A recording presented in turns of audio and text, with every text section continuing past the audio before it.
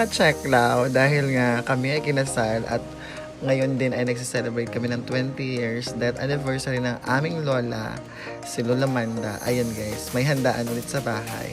Sa bahay ni Mama Linda o ni Manoy Kulapo. Ayan, so kaya, ayun, tuwan-tuwa sila at napagalitan ako ni Auntie Pasit. Kasi nga na-prank siya. Ayun no. So natutuwa naman sila kasi ang dami-dami nila.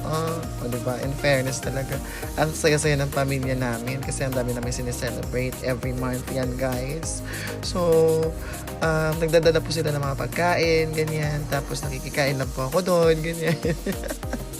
So, sa mga hindi nakakaintindi, kaya bino-voice over ko po ito kasi nga, masyadong maingay yung background kasi ang ingay po ng family namin kasi ang dami-dami po namin guys. So, sana natutuwa kayo sa check now at sana tuloy-tuloy niyo po yung pagsusuporta sa amin. Ayan si Nang Billy, diba? Ayan si Nang Billy guys. So, marami din sila dyan. Sila ng floor. Shoutout po sa kanilang lahat. Ayan. At dumating nga si Mama Nang Lina at saka si Manoy Rini. Ayun.